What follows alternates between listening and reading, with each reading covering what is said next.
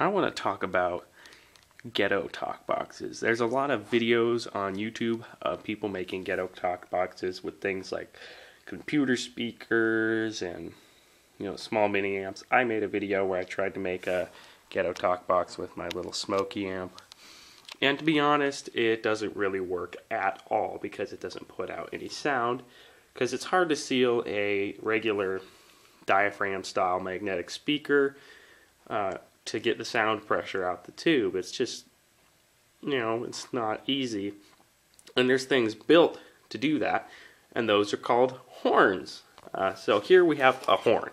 I got this thing off of a truck that my dad and brother bought, and they're working on. It was hanging around under the hood with the wires chopped off, typical old car hack job thing. So they're like, yeah, you can have that, take it off. So I did. And I'll show you how you can use this to improve Ghetto Talk Box designs.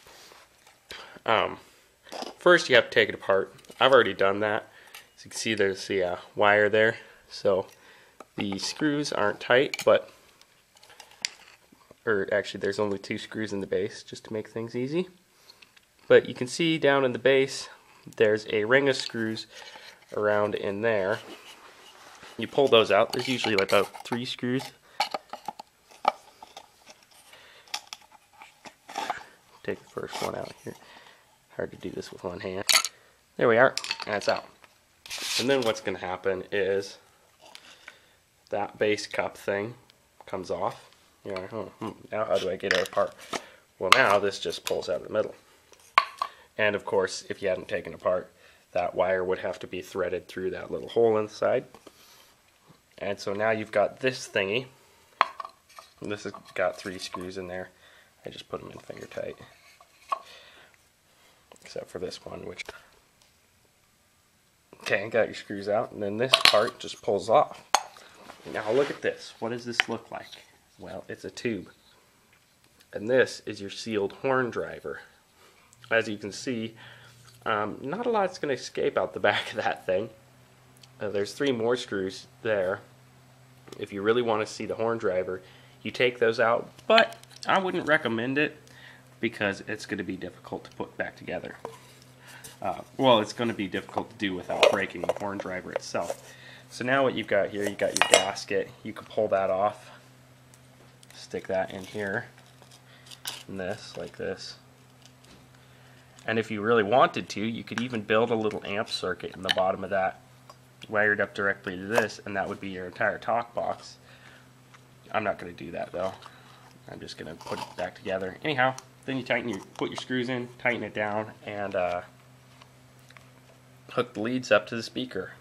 I believe this is 8 ohms, or somewhere around that. It's 8 ohms or greater because the resistance of this measures about 8 ohms.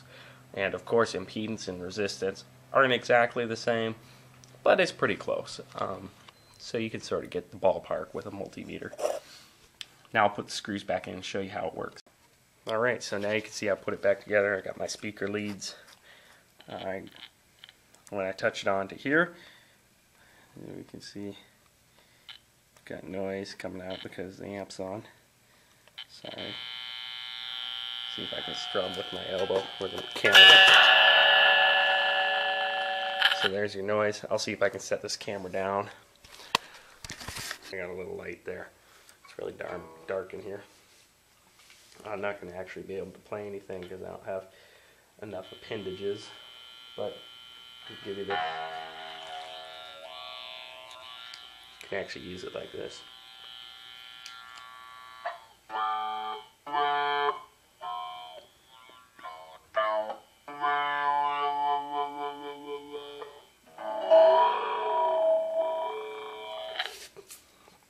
But as you can see with the horn driver,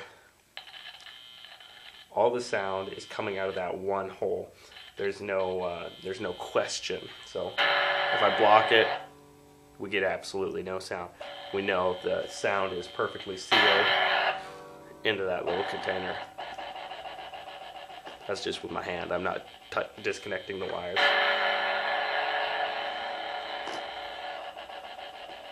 You could even make it a rotary speaker if you put a thing on here that blocked and unblocked the top.